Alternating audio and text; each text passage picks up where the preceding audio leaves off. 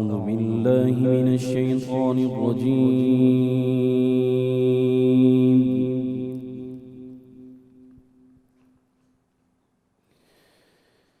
بسم الله الرحمن الرحيم. أفحسبتم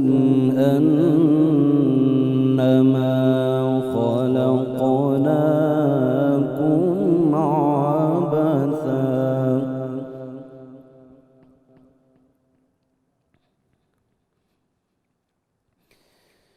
أفحسبتم أنما خلقناكم عبثا وأنكم إلينا لا ترجعون.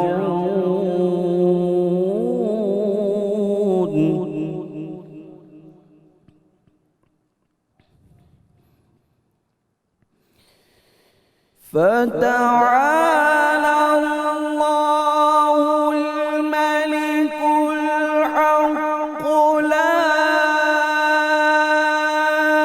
إله إلا هو رب العرش الكريم.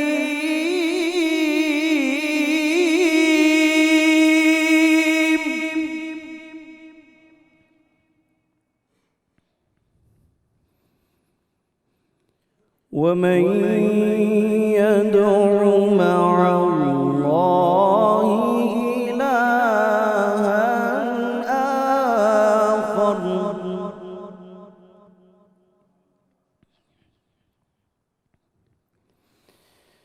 ومن يدع مع الله إلها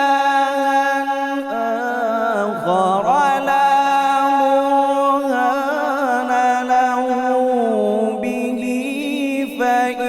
فإنما حسابه عند ربه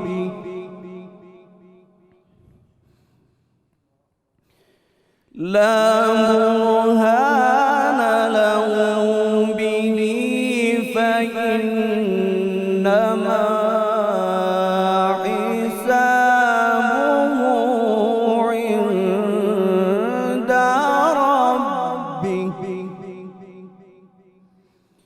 إنه لا يفلح الكافرون.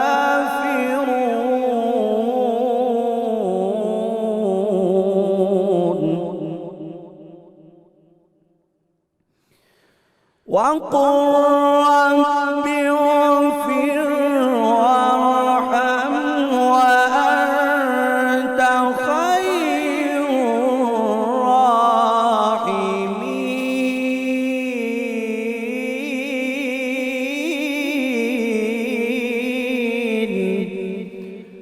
وقل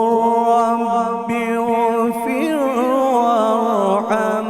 وأنت خير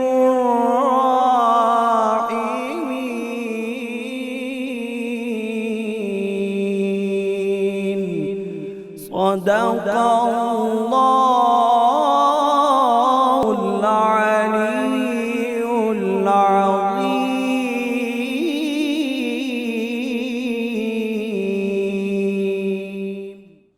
ماشاءاللہ جی، جزاک اللہ. ملک معروف قاری جناب قاری محمد عبداللہ صاحب تلاوت کلام پاک سے ہمارے قلوب منور فرما رہے تھے. الحمدللہ رب العالمین والصلاة والسلام علی سید الانبیاء والمرسلین. اللہم صلی علی سیدنا و مولانا محمد وعلی آلہ واصحابہ وبارک وسلم وصلی علیہ. دنیا کے تمام دیکھنے والوں کو، تمام چاہنے والوں کو، تمام پیار کرنے والوں کو، اور جہاں جہاں تک اس وقت میری آواز کو سنا اور مجھے دیکھا جا رہا ہے، جنید اقبال کی جانب سے انتہائی محبت کے ساتھ السلام علیکم. ایک بار پھر ناظرین، آپ کو میں رحمت رمضان کی خصوصی براہ راست نشریات میں ساری کے ایک حسین سے موقع پر دل کی عطا گہرائیوں سے خوش آمدید کہتا ہوں. اور آپ جانتے ہیں کہ آج 19 رمضان المبارک، یعنی آج ہم 19ویں سحری انشاءاللہ کریں گے. وقت تیزی سے گزر گیا صاحب، اور مغفرت کا اشرا بھی بس اپنے آخری لمحوں کے اندر داخل ہوتا چلا جا رہا ہے، اور ظاہر ہے ہم سے جدا ہو کے چلا جائے گا، اور پھر اگلے برس رمضان تو آئے گا، ہم ہوں گے نہیں ہوں گے کوئی گارنٹی نہیں ہے صاحب۔ لہٰذا بس ان آخری لمحات میں میں دست بستہ تمام ان مسلمانوں سے گزارش کروں گا جو اپنے رب کو راضی کرنے میں لگے ہوئے ہیں، مزید جٹ جائیے صاحب، مزید محنت کیجیے، نمازوں کا اہتمام بہت بھرپور کیجیے، تلاوت کلام پاک کا اہتمام بہت بھرپور کیجیے، تراویح کا اہتمام بہت بھرپور کیجیے، صلاۃ التسبیح کا اہتمام بہت بھرپور کیجیے، درود پاک کی کثرت کیجیے، استغفار کی تسبیح پڑھیے، بس اپنے رب کو کسی طور سے راضی کیجیے صاحب، راضی کیجیے۔ اور یاد رکھیے گا کہ اس رمضان میں ہم پر ایک اور قرض جو ہے میں سمجھتا ہوں واجب ہو چکا ہے، وہ یہ کہ جتنی مہنگائی، جتنی بے روزگاری ہے، اپنے بھائیوں کو مت فراموش کیجیے گا کہ جن کے گھروں کے اندر چولہا تک نہیں جلتا، افطار تک نہیں ہوتی، سحری تک نہیں ہوتی، جہاں عید کی خوشیاں آپ کے آنگن میں آ کے مسکرانے لگیں، وہاں ان مسکراہٹوں کا تھوڑا سا حصہ اپنے ان بھائیوں کو ضرور دیجیے گا۔ ناظرین کرام، آج کا موضوع صاحب بڑا کمال ہے، آج کی ہستی صاحب ایسی ہے کہ بس میں کہاں سے بات کا آغاز کروں۔ اللہ تبارک و تعالیٰ نے بیٹی کے رشتے کو انتہائی انمول بنایا ہے، انتہائی خوبصورت بنایا ہے، انتہائی پیارا بنایا ہے، انتہائی میٹھا بنایا ہے، انتہائی حسین بنایا ہے صاحب، کہ بیٹیاں یقیناً سب کی سانجھی ہوا کرتی ہیں۔ بیٹیاں ایکچولی ناظرین پیار ہی پیار ہوا کرتی ہیں، بیٹیاں ناز ہی ناز ہوا کرتی ہیں، بیٹیاں اپنے باپ کے لیے اگر میں کہوں کہ رحمت ہوتی ہیں تو غلط نہ ہوگا، بیٹیاں اپنے باپ کے لیے دعا کا گھر ہوا کرتی ہیں، دعا کا گھر ہوا کرتی ہیں۔ میں تمام اس وقت والدین سے مخاطب ہوں جو اپنی بیٹیوں کے ناز اٹھاتے ہیں، ناز اٹھایا کریں صاحب، کیونکہ یہ دعا کا گھر ہوا کرتی ہیں۔ بیٹیاں باپ کا مان بھی ہوتی ہیں اور بیٹیاں باپ کی شان بھی ہوا کرتی ہیں۔ بیٹیاں ایکچولی باپ کا لاڈ ہوا کرتی ہیں، لاڈ کرتی ہیں بیٹیاں بنیادی طور پہ باپ کے ساتھ۔ انہیں پتہ ہے کہ یہ میرا وہ سائبان ہے، یہ میرا وہ شجر سایہ دار ہے جس کے سائے میں آ کے میں اس پوری دنیا میں اپنے آپ کو سب سے زیادہ محفوظ محسوس کرتی ہوں۔ بیٹیاں باپ کی محبتوں اور شفقتوں کا محور اور مرکز ہوا کرتی ہیں۔ بہت زیادہ اٹیچمنٹ ایک باپ کی اپنی بیٹی کے ساتھ ہوا کرتی ہے صاحب، یقیناً بیٹے کے ساتھ بھی ہوتی ہے، اس میں کوئی دوسری رائے نہیں ہے، لیکن بیٹیوں کا عجیب ہی معاملہ ہوتا ہے صاحب، وہ لپکتی بھی اپنے باپ کی طرف ہیں، اور باپ کا بھی یہ ہوتا ہے کہ ایسا ہے کہ جیسے اپنے کلیجے کا ٹکڑا سمجھ کے اپنا دل نکال کے بیٹیوں کے قدمے کے اندر رکھ دیں۔ بیٹیاں زندگی کی تپش میں ناظرین ٹھنڈی چھاؤں کی طرح ہوا کرتی ہیں۔ یہ وہ انمول رشتہ ہے جس کی مٹھاس اور جس کی حلاوت ہمیں ہمارے آقا و مولا صلی اللہ علیہ وآلہ وسلم نے، شہد سے زیادہ میٹھے آقا صلی اللہ علیہ وآلہ وسلم نے سمجھائی، ہمیں بتلایا کہ بیٹیوں سے پیار کیسے کیا جاتا ہے، ہمیں سمجھایا کہ بیٹیوں پر اپنی شفقتوں کی برکھا کو برسایا کیسے جاتا ہے، ہمیں بتلایا کہ بیٹیوں پر شفقتوں کا می کیسے برسایا جاتا ہے، ہمیں بتلایا کہ بیٹیوں سے الفت کیسے کی جاتی ہے، ہمیں بتلایا کہ بیٹیاں جب پریشان ہوں تو بیٹیوں کی آنکھوں سے آنسوؤں کو پوچھا کیسے جاتا ہے۔ سرکار مدینہ صلی اللہ علیہ وآلہ وسلم نے بتلایا کہ بیٹیاں ایکچولی ناز اٹھانے کے لیے ہوتی ہیں صاحب، پرائی ہوتی ہیں، پرائی ہوتی ہیں۔ آج آپ کے آنگن کے اندر وہ کھلکھلاتی ہیں، کل وہ کسی اور کے آنگن میں چلی جاتی ہیں، تو وہ تو اللہ کی طرف سے ایک امانت آپ کے پاس ہوتی ہیں۔ تو ہمیں سرکار علیہ السلام نے بتلایا کہ اس امانت کا امین تمہیں کیسے بننا ہے۔ لہٰذا ناظرین، جب عام بیٹی، میں تو ظاہر ہم سب تو عام ہی ہیں نا، تو عام بیٹیوں کی جب بات ہو صاحب تو معاملہ یہ ہے، اور جب ذکر پاک ان کا ہو جو محبوب رب کائنات صلی اللہ علیہ وآلہ وسلم کی بیٹی ہوں، جو شہزادیوں کی شہزادی ہوں، جن کے صدقے دنیا کی ساری بیٹیوں کو شہزادگیاں بڑھتی ہوں، جن کے صدقے دنیا کی ساری بیٹیوں کو احترام کی چادر نصیب ہوتی ہو، جن کے صدقے دنیا کی ساری بیٹیوں کو مقام اور مرتبے کی باقاعدہ سند ملتی ہو، تو پھر اس شہزادی سرور دو جہاں صلی اللہ علیہ وآلہ وسلم کا کیا ہی کہنا۔ لہذا ناظرین آئیے ذرا ادب کا چولا پہن لیتے ہیں اور احترام کی دہلیز پر قدم رکھ کر اور منگتوں کی طرح اپنے دامن کو پھیلا کر، دیکھیے صاحب یہ جو بارگاہیں ہیں نا، ان بارگاہوں پہ کر و فر نہیں چلتا،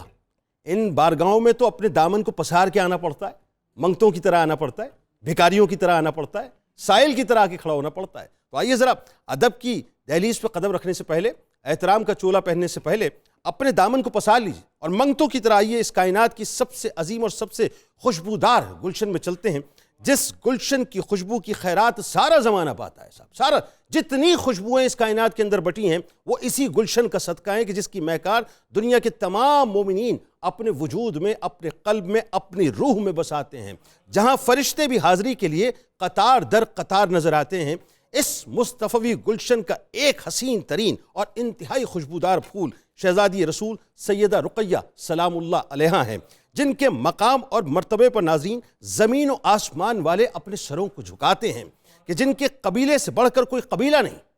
کہنے دیں مجھے صاحب، جن کے قبیلے سے بڑھ کر کوئی قبیلہ نہیں، سارے قبائل جتنی بھی عزتوں اور احترام کی خیرات پاتے ہیں نا، یا جن کے سروں کے اوپر توقیر کا تاج سجتا ہے، وہ اسی قبیلے کے صدقے سے سجتا ہے، کہ جن کے خاندان سے بڑھ کے کوئی خاندان نہیں، یہ جتنے ہم کر و فر میں کہتے ہیں نا صاحب، میرا خاندان،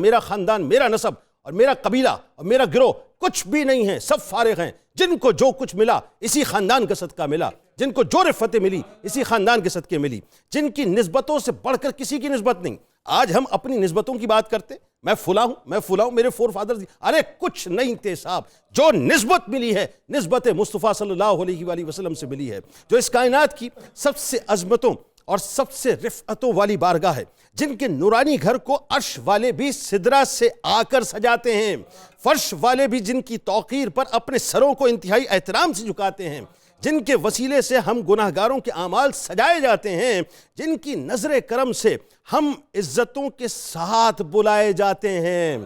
آج جو ہمیں رفتیں ملتی ہیں، آج جو ہمیں مقام ملتا ہے، آج جو ہمیں توقیر ملتی ہے، دنیا میں جانتی ہے صاحب، یہ دنیا جانتی ہے، خدا کی قسم میرے مصطفیٰ کریم صلی اللہ علیہ وآلہ وسلم کے قدمین شریفین سے لگی ہوئی وہ خاک جو ذرہ آفتاب سے زیادہ ممتاز ہے، اس ذرے کے صدقے سے اللہ تعالیٰ ہمیں عزت عطا کرتا ہے کہ جو مسکرائیں تو گلشن میں بہاریں آ جائیں، جو غمگین ہوں تو عرش پر بھی اداسیاں چھا جائیں۔ کہ سیدہ رقیہ سلام اللہ علیہا کی عظمتوں اور رفتوں کا کیا ہی کہنا صاحب، کہ شہزادی رسول کے در اقدس کی مبارک خاک کا ایک ایک ذرہ ہم گناہگاروں کے لیے آفتاب ہے، کہ جس نے اس در کی مبارک خاک کو اپنی آنکھوں کا سرما بنا لیا، دنیا نے اسے اپنے سروں کے اوپر اٹھا لیا۔ عزیزان کرام، اس دنیا اور آخرت میں ذہن میں رکھیے گا، جو کچھ کمانا چاہتے ہیں یا جو کچھ کمائیں گے، در مصطفیٰ صلی اللہ علیہ وآلہ وسلم کی خیرات ہے، اور جتنی بھی شہزادیاں اور شہزادے ہیں دراصل انہی کی خیرات ہے، کہ اس دنیا کی اور اس دنیا کے بعد جتنی رفتیں ملیں گی یا ملتی رہیں گی یا ملنے والی ہیں،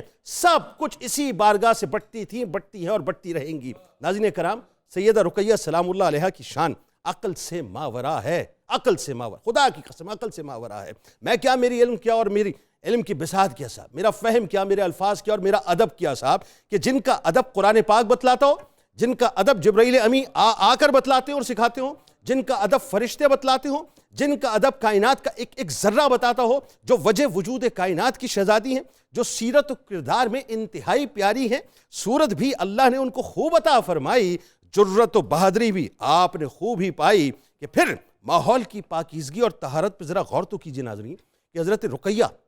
سلام اللہ علیہا وہ ہستی ہیں جنہوں نے کائنات کے تاجدار احمد مختار سرکار مدینہ صلی اللہ علیہ وآلہ وسلم سرور قلب و سینہ کی مبارک گود میں تربیت حاصل کرنے کا شرف پایا ہے۔ ذرا سوچئے صاحب، میں بلا تمثیل عرض کر رہا ہوں، بلا تمثیل، دنیا کا بڑے سے بڑا زاہد اٹھا لیجئے، متقی اٹھا لیجئے، پرہیزگار اٹھا لیجئے، جس کی مثالیں لوگ دیتے ہیں صاحب کہ فلاں نے تو فلاں زاہد کی گود میں تربیت پائی ہے، ارے سارا زہد خیرات ہے در مصطفیٰ کا، ساری عبادتیں خیرات ہے در مصطفیٰ کی، سارے عابد خیرات پاتے ہیں در مصطفیٰ کی۔ تو جن کو در مصطفیٰ سے فیض نہیں ملا بلکہ سرکار علیہ السلام کی گود سے فیض حاصل ہوا ہو، ذرا سوچیے ان کا مقام اور مرتبہ کیا ہوگا، کہ وہ ہستی ہیں جن کو محسنہ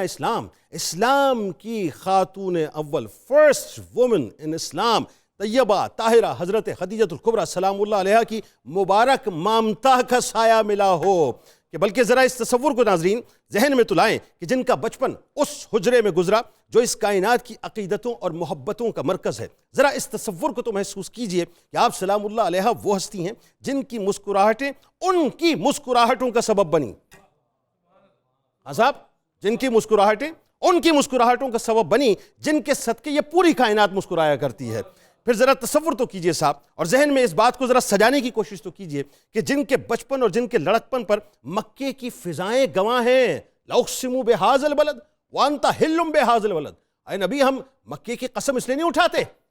میں اپنے طور سے توجہ پیش کر رہا ہوں کہ جہاں خانہ کعبہ بھی ہے، جہاں حجر اسود بھی ہے، جہاں انبیاء کرام بھی موجود ہیں، جہاں پر صفا مروہ بھی ہے، بھئی اٹھائی اس لیے جاتی ہے کہ نبی کریم صلی اللہ علیہ وآلہ وسلم وہاں چلا پھرا کرتے تھے، تو وہ مکے کی گلیاں بنیادی طور پہ سیدہ رقیہ سلام اللہ علیہا کے لڑکپن کی بنیادی طور پہ گواہ بنی ہیں۔ ذرا سوچئے کہ جن کا ذکر قریش کی خواتین رشک کے ساتھ کیا کرتی تھیں، یعنی جن کے لڑکپن کو مکے کی فضاؤں نے اپنی آنکھوں کے اندر محفوظ کیا، اور جن کے بچپن کو اور جن کی نوجوانی کو قریش کی عورتوں نے انتہائی تفاخر سے دیکھا، ان کا مقام اور مرتبہ کیا ہوگا۔ ناظرین کرام پھر کیا رفت، کیا شان، کیا مقام ہے شہزادی رسول حضرت رقیہ سلام اللہ علیہا کی کہ جن کے نکاح کا فیصلہ، اب یہاں مجھے جملہ ادا کرنے دیں صاحب، بلا تمثیل ادا کر رہا ہوں. ہمارے یہاں تو ہوتا یہ نا کہ جو ہماری فیملی کا سب سے زیادہ ممتاز ہوتا ہے، بڑا ہوتا ہے، بزرگ ہوتا ہے، وہ طے کرتا ہے کہ بچی کا نکاح کس سے ہوگا، بچے کا نکاح کس سے ہوگا. ایسا ہی ہوتا ہے. جو اچھی فیملیز ہیں، جن کے آج بھی وہ کلچر، وہ تہذیب، وہ تمدن، وہ نارمز موجود ہیں، اور اللہ ان کے اندر وہ تہذیب رکھے، وہ قائم رکھے. لیکن یہاں تو معاملہ اور ہے صاحب. یہاں تو معاملہ یہ ہے کہ ان کی رفت اور ان کی شان کو کیا بیان کروں کہ شہزادی رسول جن کے نکاح کا فیصلہ کسی انسان نے نہیں کیا، خود رب کائنات نے فرمایا ہے. جن کو شوہر بھی وہ عطا فرمایا کہ جن کی شرم و حیا سے فرشتے بھی حیا کرتے ہیں، اور جن کے چرچے زمین والے اور آسمان والے انتہائی ادب سے کیا کرتے ہیں، جو اس قدر حسین جوڑے میں پروئی گئیں کہ دنیا پکار اٹھی کہ انسانوں میں سب سے اچھا جوڑا سیدہ رقیہ سلام اللہ علیہا اور حضرت عثمان بن عفان رضی اللہ تعالی عنہ کا ہے. ناظرین کرام، سیدہ رقیہ سلام اللہ علیہا بنت محمد صلی اللہ علیہ وآلہ وسلم وہ ہستی ہیں جن کے سر اقدس پر ذات الہجرتین یعنی 2 ہجرتوں والی ہونے کا تاج سجا کہ تاریخ اسلام گواہ ہے کہ آپ سلام اللہ علیہ نے اپنے شوہر نامدار سیدنا عثمان بن عفان رضی اللہ تعالیٰ عنہ کے ہمراہ پہلے حبشہ اور پھر مدینہ منورہ کی طرف ہجرت کی. یعنی ابتدائے اسلام میں جن شدید تکالیف کا سامنا میرے آپ کے آقا و مولا صلی اللہ علیہ وآلہ وسلم نے اور ان کے وہ جانثار صحابہ نے کہ جنہوں نے فدا کا ابی و امی یا رسول اللہ صلی اللہ علیہ وآلہ وسلم کی دستار کو اپنے مبارک بدن کے اوپر سجا کر اپنا سب کچھ سرکار کی بارگاہ میں قربان کر دیا، جس انداز سے وہ تکالیف، وہ آزمائشیں، وہ امتحانات میرے آپ کے رسول مکرم صلی اللہ علیہ وآلہ وسلم نے برداشت کی ہیں، خدا کی عزت و جلال کی قسم مجھے کہنے دیجئے ان تکالیف کو اسی انداز سے سیدہ رقیہ سلام اللہ علیہ نے بھی سہا ہے. یعنی سوچئے ذرا ناظرین کہ وہ تکالیف و آزمائشیں کیا ہوں گی کہ رسول کریم صلی اللہ علیہ وآلہ وسلم پر مکہ پاک کی زمین، وہ مکہ پاک جن کو ان کے جد امجد نے قائم کیا، آباد کیا، جس کی بنیاد رکھی، جہاں خانہ کعبہ موجود ہے، جسے سب سے زیادہ سرکار پسند کرتے تھے، اس مکہ پاک کو چھوڑنے پر مجبور کیا. اور سیدہ رقیہ سلام اللہ علیہ وہ ہیں جنہوں نے 2 ہجرتیں فرمائی ہیں. پھر چشم فلک نے ناظرین وہ منظر بھی دیکھا. آج ہم دین اسلام کو، مجھے کہنے دے صاحب، پتہ نہیں کیوں میرا دل جب میں اہل بیت کا ذکر کرتا ہوں، آپ یقین مانیے مجھے ایسا لگتا ہے کہ جیسا میرا دل میرے منہ کو آنے لگتا ہے، کلیجہ میرا پھٹنے لگتا ہے. یہ فار گرانٹڈ لیتے ہیں ہم دین اسلام کو فار گرانٹڈ لیتے ہیں. ایسے ہی کلمہ طیبہ ہماری کانوں میں آ گیا، ایسے ہی کلمہ طیبہ ہماری سماعتوں میں آ گیا، ایسے ہی ہم اٹھے اور کلمہ پڑھنے لگ گئے. نہیں، ایسے نہیں ہوا صاحب، بلکہ رسول کریم صلی اللہ علیہ وآلہ وسلم نے جو آزمائشیں برداشت کی ہیں، میں اس کا صرف ایک حصہ آپ کے سامنے پیش کر دیتا ہوں کہ ایک طرف تو بدر کا میدان ہے صاحب، حق اور باطل کا پہلا معرکہ ہے، کفر اور اسلام آمنے سامنے کھڑا ہو گیا ہے، اور ایک ڈیسائسو پوزیشن ہے، ڈیسائسو یعنی ایک ایسا معاملہ ہے کہ اگر خدا نہ خواستہ وہ 313 خدا نہ خواستہ خاک مدن، میرے منہ میں لاکھوں بار خاک ہو کہ اگر وہ 313 خدا نہ خواستہ اس وقت شکست خوردہ ہو جاتے تو رہتی دنیا تک اسلام کا نام لیوا کوئی نہ ہوتا. یعنی ایک طرف وہ مارکہ ہے اور دوسری طرف عالم یہ ہے کہ اپنی پیاری سی پھول جیسی خوشبودار شہزادی کو، اپنی بچی کو علالت کے عالم کے اندر سرکار مدینہ صلی اللہ علیہ وآلہ وسلم دین اسلام کے پرچم کو سربلند کرنے کے لیے اور دین اسلام کو ہم گناہگاروں تک پہنچانے کے لیے بدر کے مقام پہ جا رہے ہیں. اور کس کو پیچھے چھوڑ کے جا رہے ہیں؟ اپنے داماد حضرت عثمان بن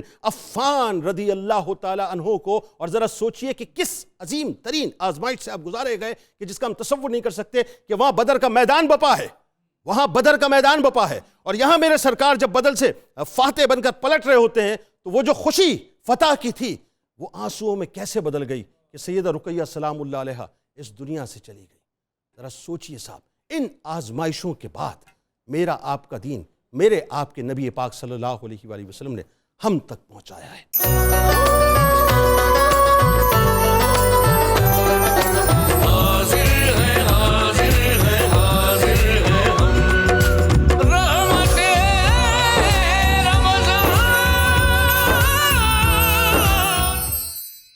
سب سے پہلے پروفیسر صاحب، گھرانہ امام الانبیاء صلی اللہ علیہ وآلہ وسلم کی عظمتیں اور رفتیں کائنات کا ایک ذرہ بیان کر رہا ہے. آئیے ذرا ان رفتوں میں اپنا بھی حصہ ڈال لیجئے. دوسرا، سیدہ خدیجہ الکبریٰ سلام اللہ علیہ سے آپ کو مبارک نکاح، اور پھر جو آپ سلام اللہ علیہ کی اولادیں ہیں ان کا مطلقاً تعارف. بسم اللہ الرحمن الرحیم. حامدم و مسلیم و مسلمہ، ان کے مولا کے ان پر کروڑوں درود، ان کے اصحاب و عطرت پہ لاکھوں سلام. جنید صاحب کیا عرض کیا جائے، آپ نے اتنے خوبصورت انداز میں ایک ماحول بنایا ہے،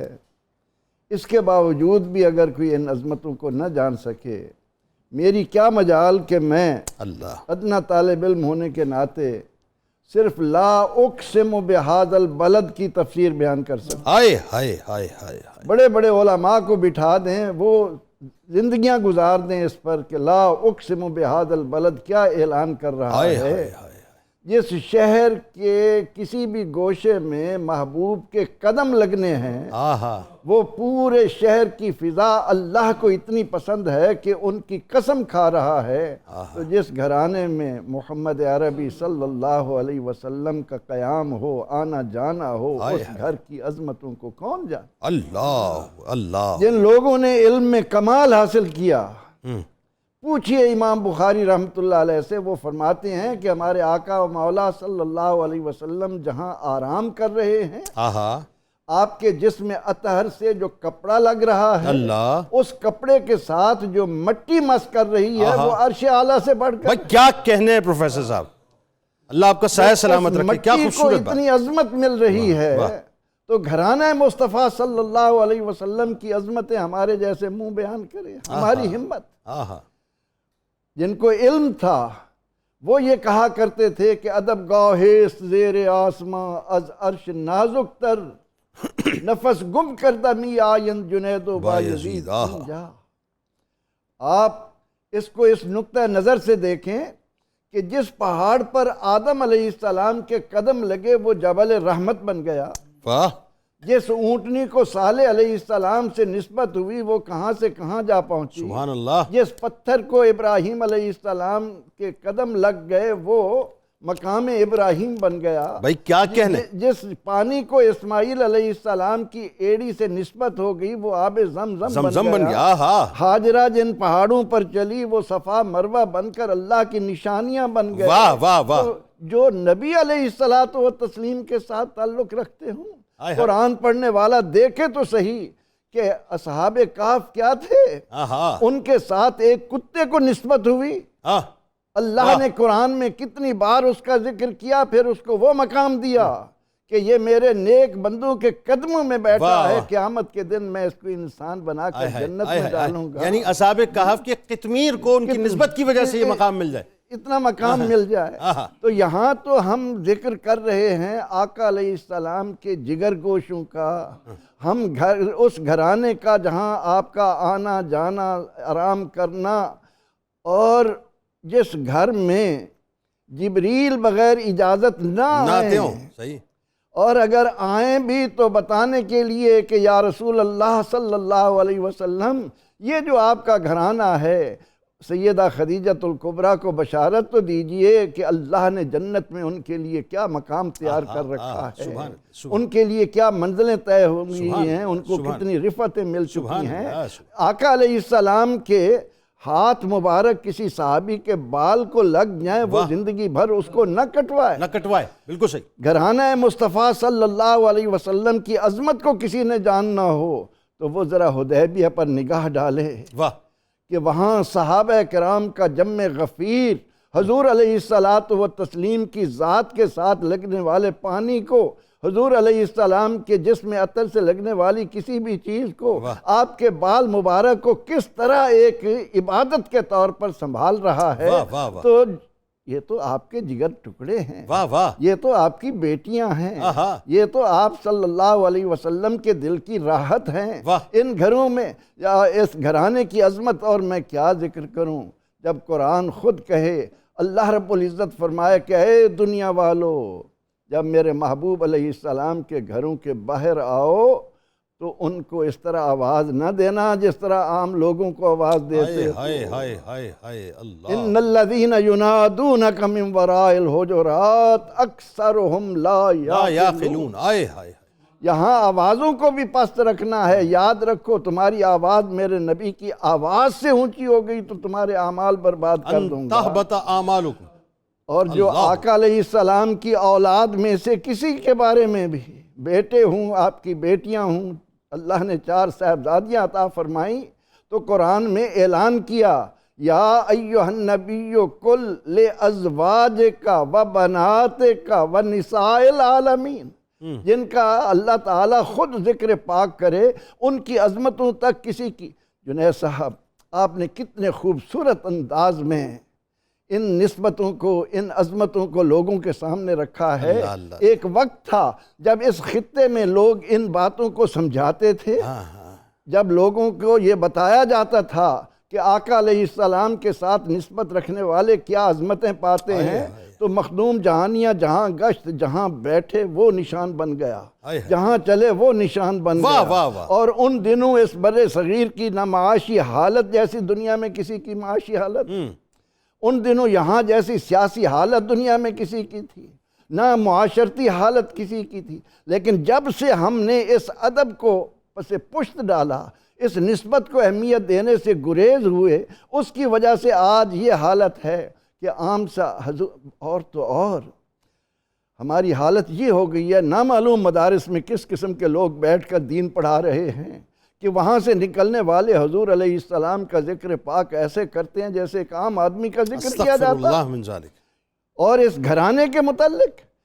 اس گھرانے سے نسبت رکھنے والی جو چیز بھی ہے وہ اللہ کے ہاں اتنی معتبر ہے، اتنی عظمت والی ہے۔ اللہ ان کی قسم، جو اللہ پورے شہر کی قسمیں کھا رہا ہو، وہ اس گھر کی اس عظمت کو کون جان سکتا ہے؟ تو اللہ تعالیٰ نے سیدہ خدیجۃ الکبریٰ کا انتخاب بھی خود کیا، چنا، اور ان کو اولادیں جو دیں وہ بھی اپنی مرضی سے، اپنے رضا سے۔ کہیں قاسم آئے، کہیں عبداللہ آئے، زینب آئیں، رقیہ آئیں، ام کلثوم آئیں، سیدہ فاطمہ آئیں، کس شان سے آئیں یہ بھی ہم انشاءاللہ ذکر کریں گے ابھی، لیکن انتہائی ادب کے ساتھ کہ نبی اکرم رحمت عالم صلی اللہ علیہ وسلم کا کلمہ پڑھنے والوں، قرآن کریم کو جب تم اس نقطہ نظر سے پڑھو گے اور پھر صحابہ کرام رضوان اللہ علیہ مجمعین کی زندگیوں پر نظر ڈالو گے تو تمہیں معلوم ہوگا کہ جس چیز کو آقا علیہ الصلاۃ والتسلیم سے نسبت ہوئی ہے وہ اللہ کے ہاں کتنی بلند نسبت پا گئی ہے۔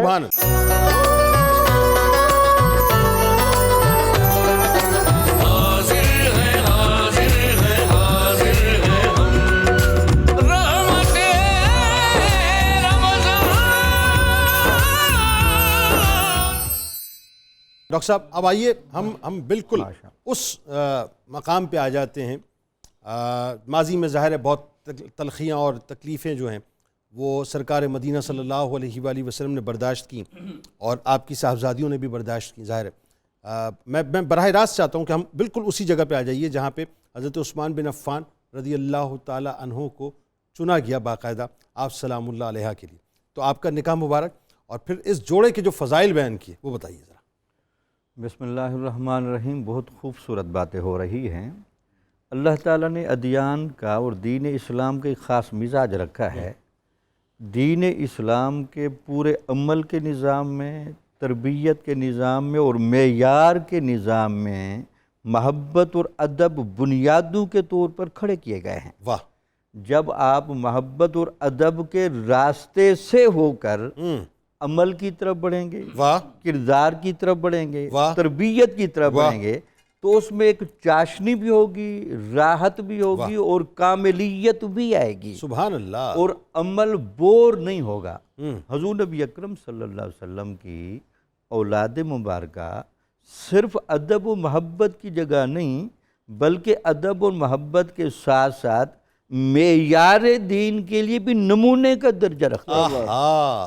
یعنی آپ کی بیٹی حضرت رقیہ سلام اللہ علیہ کا کیا مقام و مرتبہ ہوگا۔ ایک دفعہ کسی نے پیر میر علی شاہ صاحب سے پوچھا تھا، جناب یہ نسب کی فضیلت کے بارے میں کوئی ایسی بات بتائیں جو دل کو بہت بھا جائے اور ذہن یقین کرے۔ تو آپ نے قرآن کی آیت پڑھی، وَلَوْ كَانَ لِلرَّحْمَانِ وَلَدٌ فَأَنَا أَوَّلُ الْعَابِدِينَ۔ اگر رحمان کا بیٹا ہوتا تو حضور فرما رہے کہ میں سب سے پہلے اس کی عبادت کرتا۔ اب چونکہ اللہ تعالیٰ اولاد سے اور شرک سے پاک ہے، صرف یہ بات اس لیے سمجھائی گئی کہ صرف بیٹا ہونا باپ کی صفات کو جذب کرنے کے لیے کافی ہوتا ہے، واہ اس کے لیے مزید قرینے ڈھونڈنے نہیں پڑتے۔ واہ واہ اگر واہ، بیٹا کیا اس اچھی بات ہے۔ لیول کو قائم رکھے واہ اور فطرت سلیمہ پر رہے تو باپ کی ساری صفات وہاں منعکس ہوتی واہ، ہیں، اور پھر اس نسبت کی توقیر ہی پھر کچھ اور ہوگی۔ توقیر کو چھوڑ۔ ہاں تو آپ جو حضرت رقیہ کے بارے میں اگر میں کہہ دوں کہ آپ بنیادی طور پر مظہر ہیں صفات کے باب میں اپنی والدہ کا، واہ آپ مظہر صفات کے باب میں اپنے والد کا، سبحان اللہ۔ جو والد اور والدہ کی اتنی خوبصورت کامل الصفات شخصیت کی شہزادی بن کر آ رہی واہ ہے، واہ واہ، جہاں ان کا حسن و جمال ہوگا، جہاں جسمانی پیکر ہوگا، جہاں روح اور دل ہوگا، وہاں عمل کا داعیہ، واہ دین پسندی، سبحان اللہ، دین کے لیے قربانی، سبحان اللہ۔ اور اپنے بابا جان کے دین کو پھیلانے میں کتنا کردار ادا کیا۔ اور دیکھیے آپ، جو میں نے ابتدا میں ایک بات عرض کی کہ تربیت گاہ آپ کی کون بنے؟ سرکار مدینہ صلی اللہ علیہ وآلہ وسلم اور سیدہ خدیجہ الکبریٰ سلام اللہ علیہ۔ بتائیے ذرا۔ جی ہاں، بالکل ٹھیک۔ پھر آپ نے دیکھا کہ جب آپ کا نکاح ہونے لگا، جیسے شروع میں آپ نے کہا، تو ان کے نکاحوں کا بندوبست جب قدرت الہیہ اور انتخاب الہیہ سے ہوتا ہو تو وہاں کیا باتیں کی جا سکتی ہیں؟ تو اللہ تعالیٰ نے حضور نبی اکرم صلی اللہ علیہ وسلم کی طرف وحی بھیجی کہ میں نے رقیہ کا نکاح حضرت عثمان غنی سے کر دیا ہے۔ تو آپ کو پتہ ہے کہ حضرت عثمان غنی بنیادی طور پر کون ہیں؟ جس شرم و حیا کی اور جس بعد میں قرآن کی جامعیت کی اور پھر جس صبر و تحمل کی انہوں نے داستان رقم کی ہیں، اس کا آپ اندازہ لگا سکتے ہیں۔ تو یہ وہ صحابی ہیں جن کے بارے میں حضور نبی اکرم صلی اللہ علیہ وسلم یہ کہیں کہ اللہ نے عثمان کی طبیعت میں اتنی شرم و حیا رکھی ہے کہ اس سے فرشتے بھی شرم و حیا کرتے ہیں۔ اللہ اکبر، اللہ۔ تو اگر میں کہہ دوں حضرت خدیجۃ الکبریٰ کو نسبی طہارت کاملہ تھی، حضرت عثمان غنی کو کسبی طہارت کاملہ تھی، جو طہارت کے صحیح سنگم جوڑے جا رہے ہیں، واہ سبحان اللہ۔ جن سے آگے اولاد نے آنا ہے، جن سے آگے ماحول نے بننا ہے۔ تو پھر آپ کے علم ہے کہ حضرت عثمان غنی کے جنتی ہونے کے بارے میں حضور نبی اکرم صلی اللہ علیہ وسلم نے کتنی بشارتیں دیں۔ اور غزوہ تبوک کا وہ موقع تو یاد کریں جب حضرت عثمان غنی نے مال کا اتنا ڈھیر لگا دیا جس پر حضور کو یہ جملہ کہنا پڑا، اے اللہ تعالیٰ قیامت والے دن عثمان سے حساب نہ لینا۔ آج عثمان وہ قربانی دے کے جا رہا ہے کہ اس کا اب لیول حساب و کتاب سے اونچے درجے کا ہے۔ جن کو بغیر حساب کتاب کے تو جنت میں بھیجے گا، ان کا سردار عثمان غنی کو بنا۔ یہ وہ خامن کے طور پر حضرت رقیہ کے زوج بن رہے ہیں، ان کے خامد بن رہے ہیں۔ تو آپ جب ادھر آئی ہوں گی اور آپ کے علم ہے کہ حضرت رقیہ کی دیکھ بھال میں، ان کی دلجوئی میں اور ان کے ساتھ تعلق میں اور ان کے ساتھ ورتاوے میں جو حضرت عثمان غنی کا اتنا کردار رہا کہ تاریخ میں وہ جملے کہنے پڑے کہ یہ جوڑا سب سے زیادہ مثالی ہے اور سب سے زیادہ نمایاں ہے۔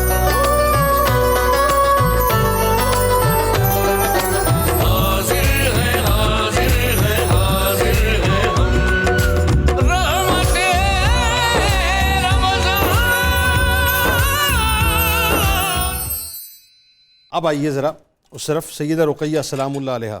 اور حضرت عثمان بن عفان رضی اللہ تعالیٰ عنہ، عقد مبارک آپ کا ہوتا ہے، اور پھر اسلام کی جو ابتدائی دور ہے جس کے اندر ظاہر بے انتہا تکالیف ہیں، بے انتہا پریشانیاں ہیں، اس جوڑے نے بھی وہ تکالیف سہیں، ہجرتیں کی، اور پھر ساتھ ساتھ یہ بھی بتائیے جو ہجرت کرنے والے ہیں ان کی فضیلتیں کیا کیا ہیں؟ بتائیے ذرا۔ بسم اللہ الرحمن الرحیم۔ جنید بھائی ماشاءاللہ بڑا خوبصورت ماحول بن گیا، اور آپ نے ابتدا کی ہے، کیا شاندار آپ نے انٹرو دیا، اور آپ کے انٹرو کے ساتھ جو ربط اور انتخاب تھا کلام کا خان صاحب کا، اور پھر آج تو ماشاءاللہ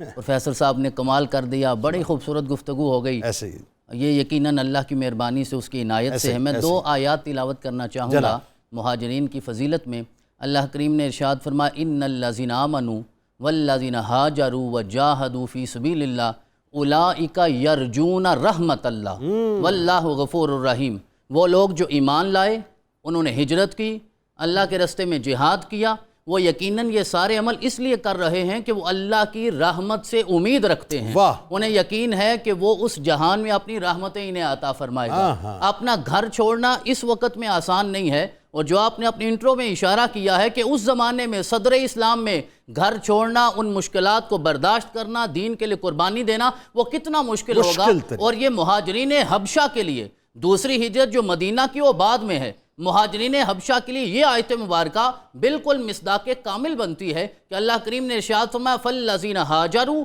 وَأُخْرِجُوا مِن دِيَارِهِمْ وَأُوذُوا فِي سَبِيلِي وَقَاتَلُوا وَقُتِلُوا لَأُكَفِّرَنَّ عَنْهُمْ سَيِّئَاتِهِمْ وَلَأُدْخِلَنَّهُمْ جَنَّاتٍ تَجْرِي مِن تَحْتِهَا الْأَنْهَارُ۔ وہ لوگ جو ہجرت کرتے ہیں، جنہیں گھروں سے نکلنے پہ مجبور کر دیا گیا ہے، جنہیں میرے رستے میں اذیتیں دی جاتی ہیں، تکالیف دی جاتی ہیں، پھر جا کر وہ جہاد کرتے ہیں اور کافر کو ختم کرنے کی جد و جہد کرتے ہیں، وہ پریشان نہ ہوں، ان کی زندگی کے سارے گناہ مٹا کر انہیں جنت کی نعمت عطا فرماؤں، سبحان اللہ، ثوابا من عند اللہ، اور ان کا جو اصل ثواب ہے وہ بھی میری بارگاہ میں ہے۔ یہ صرف سمجھانے کے لیے ہے کیونکہ ہماری انتہا جنت پر ہوتی ہے، اس لیے ارشاد فرمایا کہ تمہیں جنت ملے گی لیکن حقیقی ثواب میں عطا فرماؤں گا۔ اور اس کی تفسیر میں سارے مفسرین لکھتے ہیں کہ جو مہاجر اول مہاجر ہیں، جو حبشہ کے مہاجر ہیں، انہیں میرا رب صرف جنت نہیں عطا فرمائے گا، جنت میں اپنا دیدار بھی عطا فرمائے گا۔ سبحان اللہ۔ اور حضرت سیدنا عثمان بن عفان اور جناب سیدہ رقیہ سلام اللہ علیہا،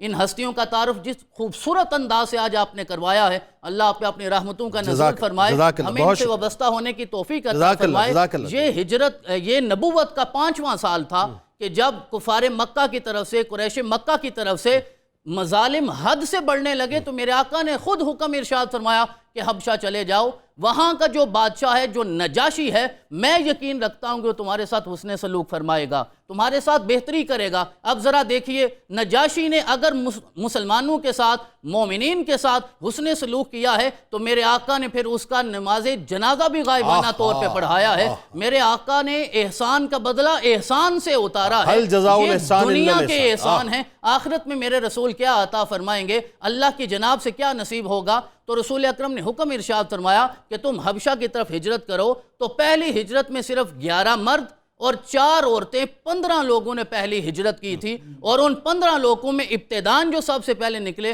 وہ حضرت سیدنا عثمان اور جناب سیدہ رقیہ سلام اللہ علیہا کی ذات تھی۔ اور جب یہ رخصت ہونے لگے، وہی جملہ جو آپ نے سب کچھ کہہ دیا انٹرو میں، وہی جملہ کہ رسول اکرم صلی اللہ علیہ وسلم نے جب وہ دونوں رخصت ہونے لگے تو بہتی آنکھوں کے ساتھ کہا کہ اس آسمان کے نیچے ان سے خوبصورت کوئی جوڑا نہیں ہے۔ اللہ نے جو عثمان اور رقیہ کو بنایا ہے، ذرا اندازہ تو کریں جب وہ رخصت ہو رہے ہوں گے میرے آقا کے دل کی کیفیت کیا ہوگی، وہ رکت کیا ہوگی، جب آقا اپنا جگر پارا خود سے رخصت کر رہے ہیں، خود سے جدا کر رہے ہیں، اور جب وہ رخصت ہو گئے اور پھر حبشہ پہنچ گئے تو میرے آقا کریم ان سے اتنا اداس ہوا کرتے تھے، سارے سیرت نگار لکھتے ہیں جب خبر نہیں آئی تھی کہ کیا وہ خیریت سے پہنچ گئے ہیں یا نہیں پہنچے، رسول اکرم مکہ سے باہر نکلتے تھے، اس رستے پہ جا کر کھڑے ہو کر خبر کا انتظار کرتے تھے کہ رستہ حبشہ سے آتا ہے تاکہ پتہ تو چلے کہ میری رقیہ خیریت سے، امان سے حبشہ پہنچ گئی ہے یا نہیں پہنچی۔ میرے رونگٹے کھڑے ہو گئے آپ کی اس بات کو سن کے۔ پھر ایک وقت گزرا کہ ایک خاتون، ایک عورت جو ہے وہ حبشہ سے آئی،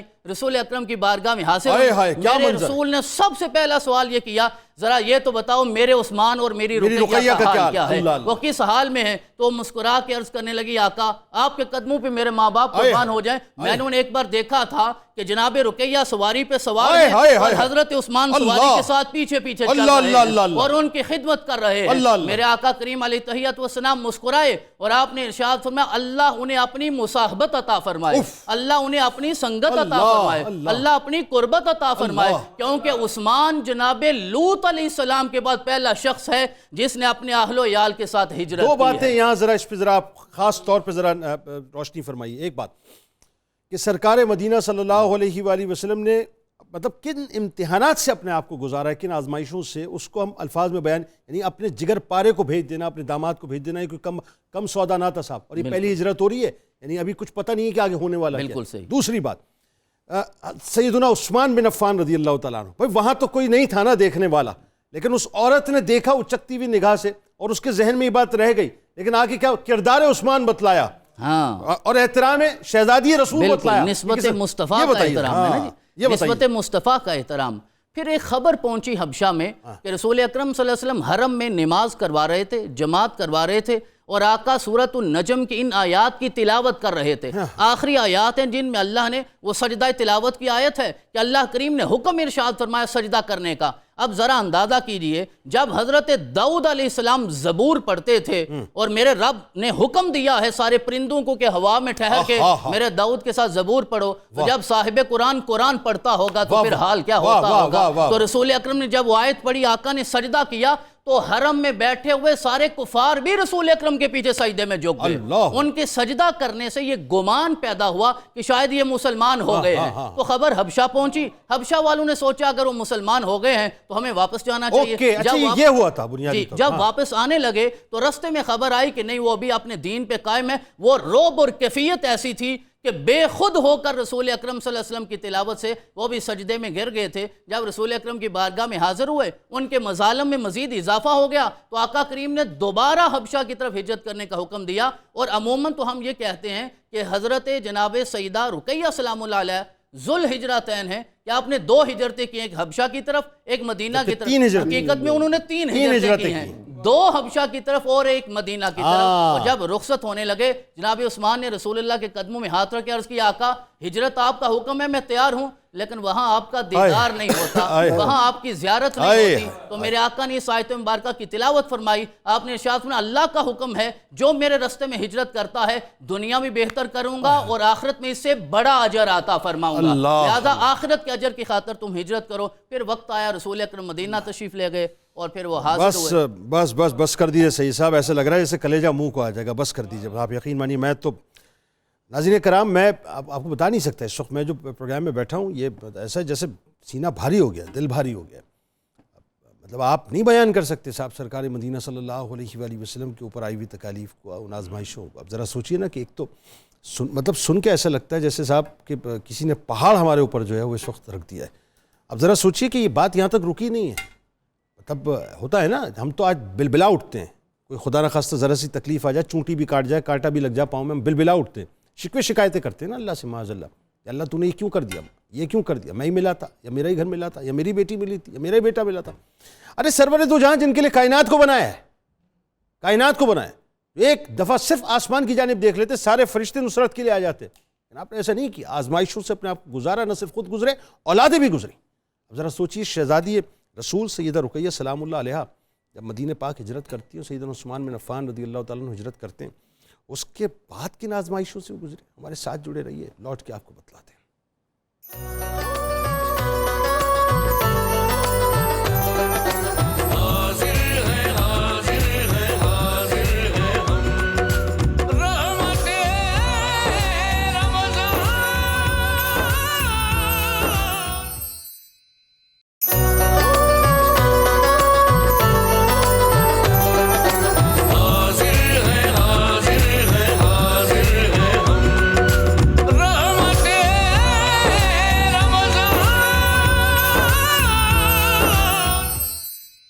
پروفیسر صاحب، اب آئیے ذرا سیدہ رقیہ سلام اللہ علیہ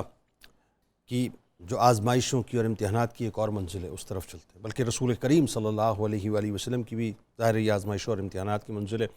اور حضرت عثمان بن عفان رضی اللہ تعالیٰ عنہ کی بھی آزمائشوں کی اور امتحانات کی منزل ہے۔ یعنی مدینہ پاک جب آپ ہجرت فرماتے ہیں تو منظرنامہ اور اس کے ساتھ ساتھ پھر آپ کی جب علالت ہوتی ہے،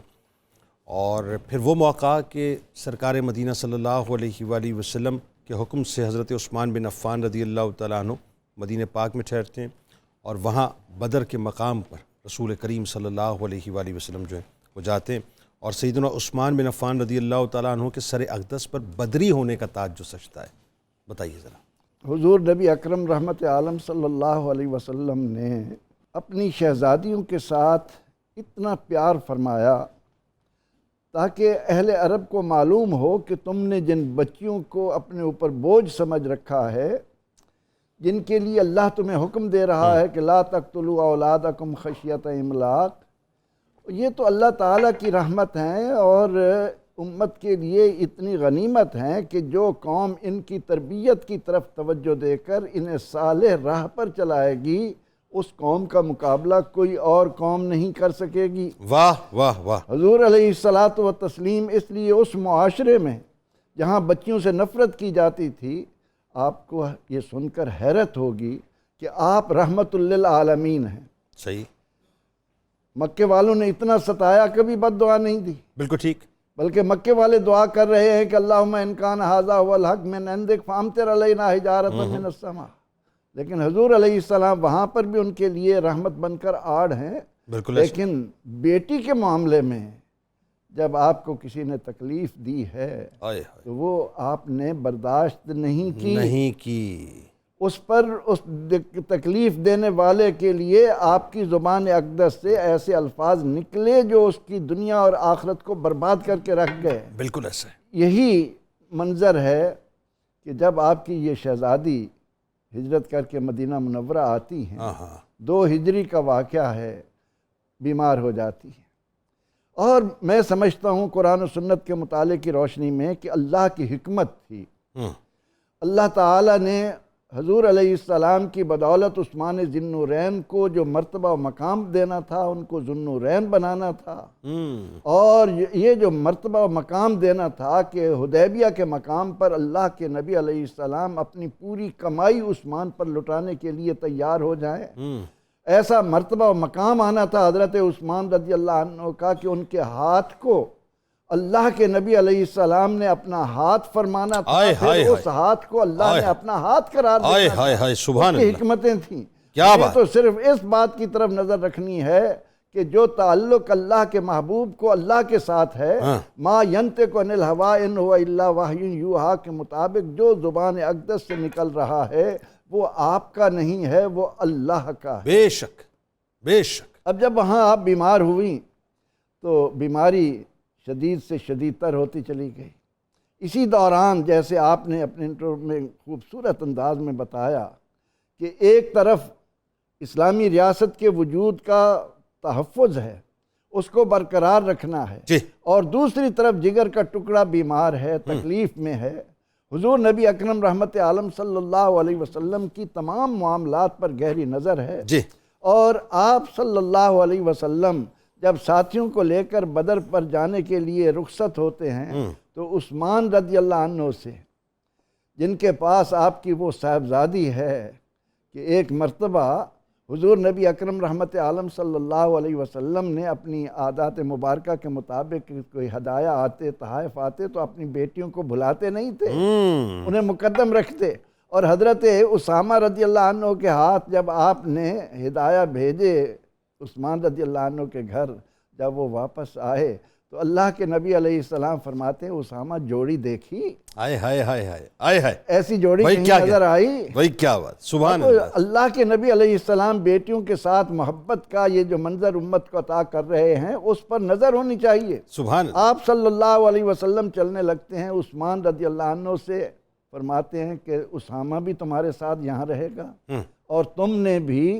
وجود اپنا یہاں قائم کر کے میری بیٹی کی تیمارداری میں رہنا ہے،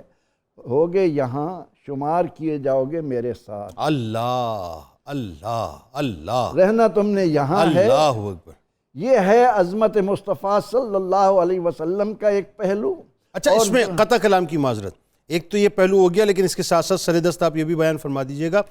ایک پہلو جو اہم ترین ہے وہ یہ ہے کہ حکم مصطفیٰ صلی اللہ علیہ وآلہ وسلم کی وجہ سے سیدنا عثمان بن عفان رضی اللہ تعالیٰ عنہ مدینہ پاک میں رکے اور اس وجہ سے بدر میں شرکت نہیں کر پائے۔ جی میں یہی عرض کر رہا ہوں کہ یہ زبان ترجمان رسالت ہے، یہ حق اور وحی کو بیان کرنے والی ہے،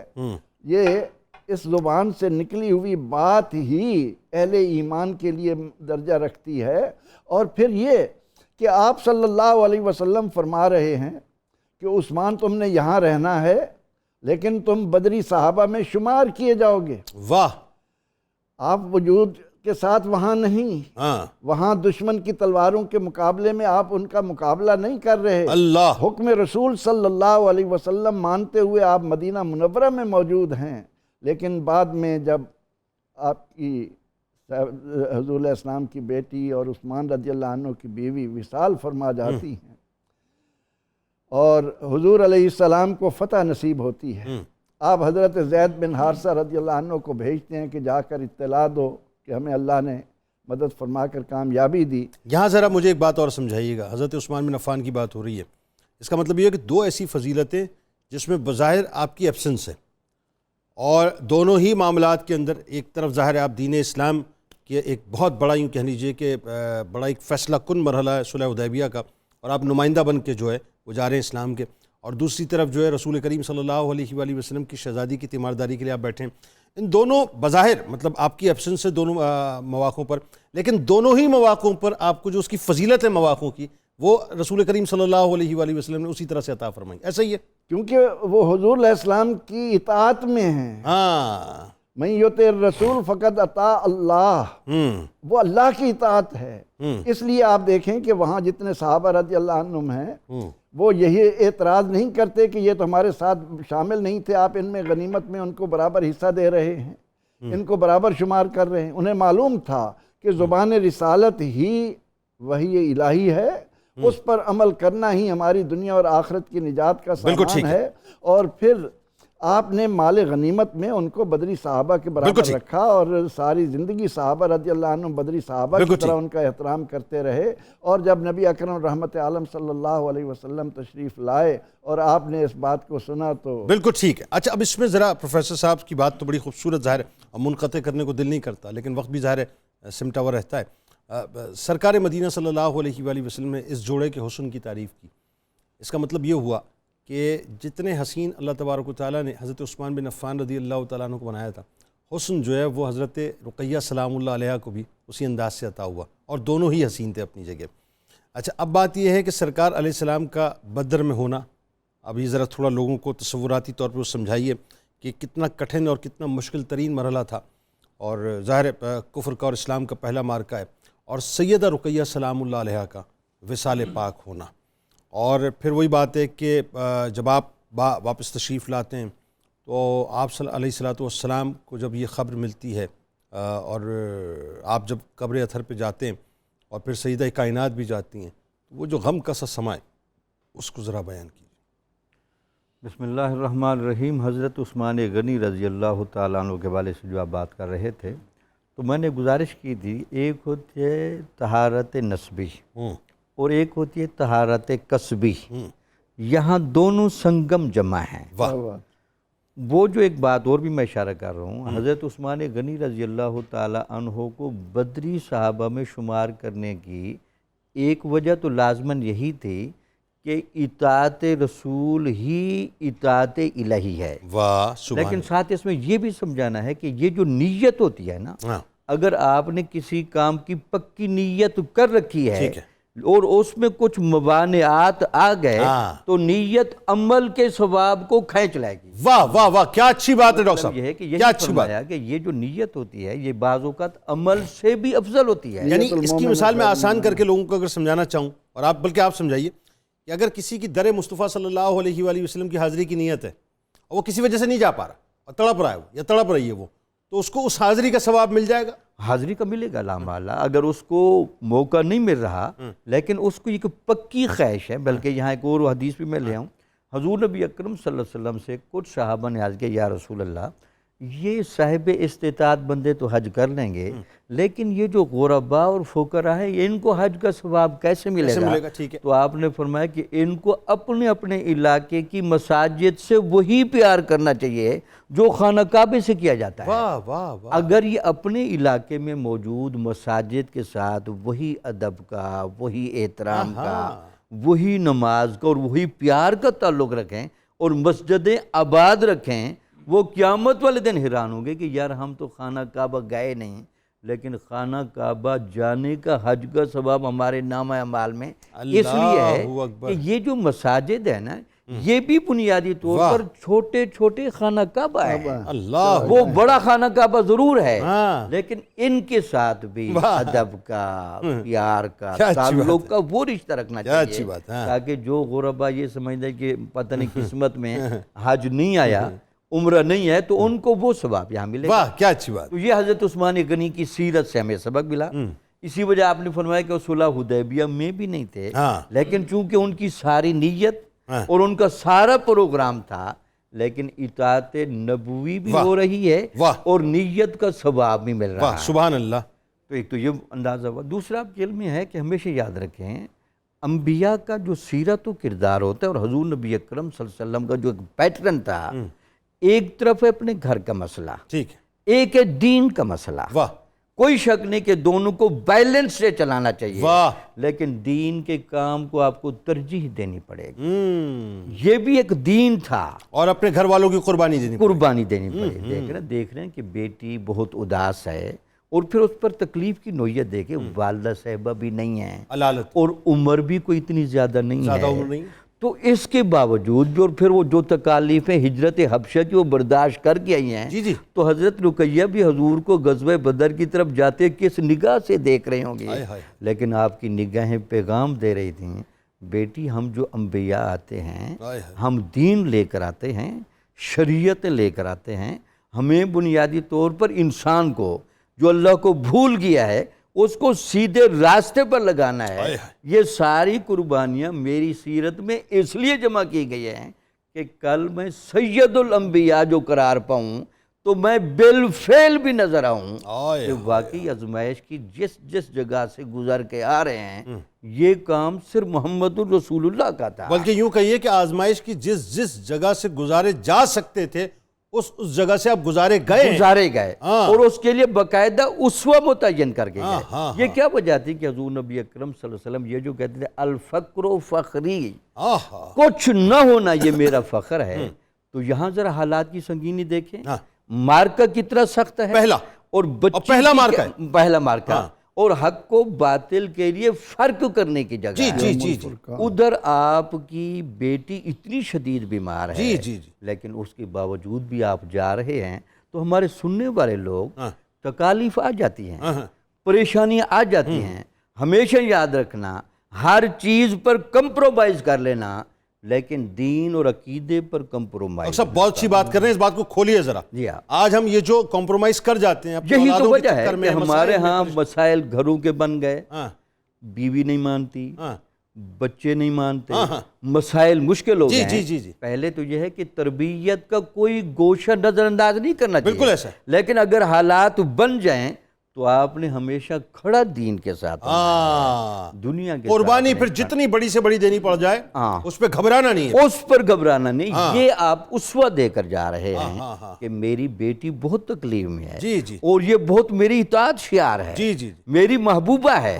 لیکن دیکھیں دین کا مسئلہ ہے، کام دین کا ہے، کام دین کا ہے. میں ادھر جا رہا ہوں. پھر آپ کے علم ہے کہ جب آپ کو ساری اطلاع تھی، نبی تو غیب جانتا ہے، بالکل تو سب کچھ پتہ تھا کہ یہ ہوگا. لیکن یہ جو آپ مظاہر فرماتے تھے نا، یہ امت کو اسوہ دینے کے لیے، نمونہ دینے کے لیے. پھر جیسے تفصیل سے بات ہوئی، فتح ہو گئی ہے، آپ قافلوں کے ساتھ تشریف لا رہے ہیں. جب آپ کو پتہ چلا کہ حضرت رقیہ سلام اللہ علیہ دنیا سے چلی گئیں، اللہ نے انبیاء کے اندر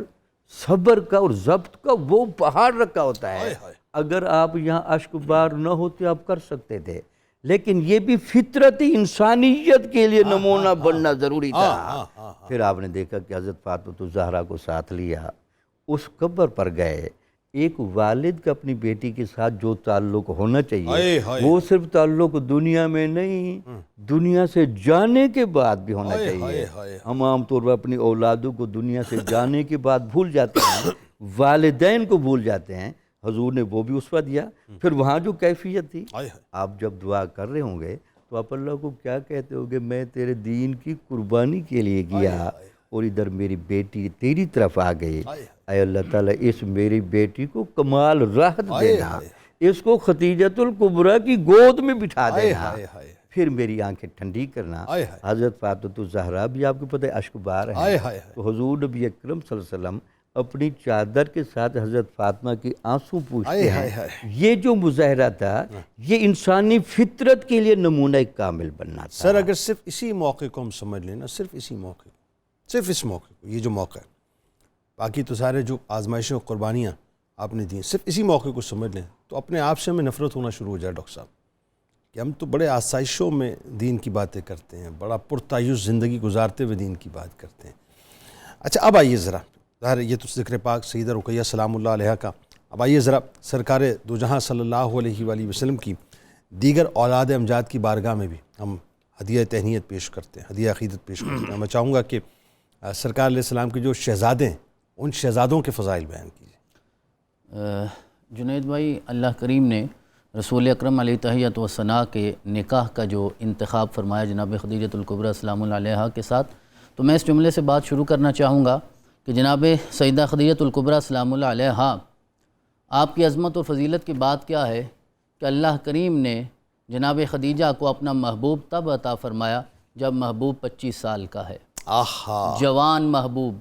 کھلتا ہوا ابھرتا ہوا. بعض جملے صرف سننے کے لیے نہیں ہوتے، محسوس کرنے کے لیے ہوتے ہیں. آج جتنی باتیں ساری آپ نے کی ہیں نا ابتدان، یہ صرف روایتی باتیں نہیں ہیں، یہ دل کے کانوں سے سننے والی ہیں، روح کے کانوں سے سننے والی ہیں. اللہ قبول کرے. جناب خدیجہ کا مقام اور فضیلت سمجھیے نا کہ اللہ کریم نے 25 سال اپنے رسول کی رفاقت بلا شرکت غیر عطا فرمائی، اور یہ رفاقت کسی اور کو بلا شرکت غیر نہیں ملی. جناب خدیجۃ الکبریٰ کو میرے رب نے عطا فرمائی. 25 سال کی عمر میں نکاح ہوا ہے. 4 سال اللہ کریم نے اولاد کے لیے انتظار کروایا ہے اپنے پیغمبر کو. 29 سال جب میرے آقا کی عمر مبارک ہوئی ہے تو پہلے شہزادے حضرت جناب سیدنا قاسم بن محمد علیہ السلام آپ کا نزول ہوتا ہے، آپ تشریف لاتے ہیں. 4 سال کے انتظار کے بعد میں اب اپنی کیفیت عرض نہیں کر سکتا. میرا دل تو چاہتا ہے کہ حضرت جناب قاسم علیہ السلام کے قدموں کا بوسہ لے کر بندہ صرف اتنا عرض کرے کہ یہ وہ ہستی ہے جسے کائنات میں، یہ وہ وجود ہے جسے کائنات میں اللہ کریم نے سب سے پہلے ولادیت و ابنیت مصطفیٰ کی نسبت عطا فرمائی. سبحان اللہ، جن کی وجہ سے آپ ابو القاسم ہوئے.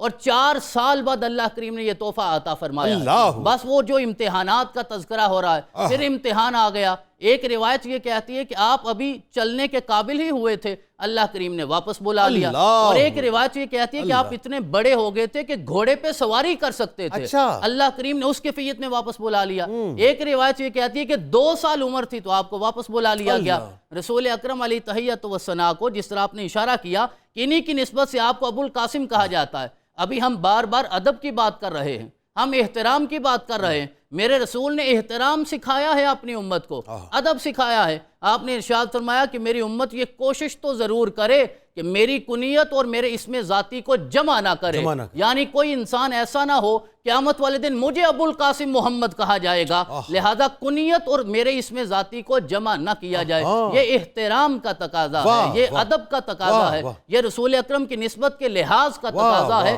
کہ ہمیں رسول اکرم علیہ تحیۃ و ثناء کے نقش قدم پہ کھڑا ہونا. پھر آپ کے دوسرے صاحبزادے جن کا نام جناب عبداللہ علیہ السلام. اور یہاں ایک کنفیوژن یہ ہوتی ہے کہ بعض اوقات لوگ یہ سمجھتے ہیں کہ رسول اکرم کے ایک صاحبزادے جن کا نام طیب اور طاہر ہے وہ علیحدہ نہیں ہے، وہ انہی کے القابات ہیں، انہی کے القابات ہیں. نام عبداللہ ہے، القابات جو ہیں، میں قربان جاؤں میرے رسول اکرم کے والد گرامی کا نام بھی عبداللہ ہے، آپ کے صاحبزادے کا نام بھی عبداللہ ہے، اور آپ کنیت کے اعتبار سے بھی ابو القاسم ہیں اور بالفعل بھی ابو القاسم ہیں، کیونکہ رسول اکرم نے ارشاد فرمایا دیتا وہ ہے تقسیم میں کرتا ہوں، انما انا قاسم واللہ یعطی، عطا وہ کرتا ہے اور میں تقسیم کرتا ہوں. تو ان کے القابات طیب اور طاہر ہیں. اور یہاں ایک نقطہ یہ سمجھنے والا ہے کہ طیب کا معنی ہوتا ہے پاکیزہ. اللہ نے یہ لقب عطا فرمایا ہے والد گرامی کی نسبت سے، اور طاہر اس لیے ارشاد فرمایا وہ لقب ہے جناب طاہرہ خدیجۃ الکبریٰ کی نسبت سے. تو طیب عطا فرمایا والد گرامی کی نسبت سے کیونکہ آپ سے زیادہ پاکیزہ کوئی زمانے میں نہیں آیا. طاہر عطا فرمایا طاہرہ خدیجۃ الکبریٰ کی نسبت سے کہ ان سے زیادہ بھی کوئی پاک نہیں.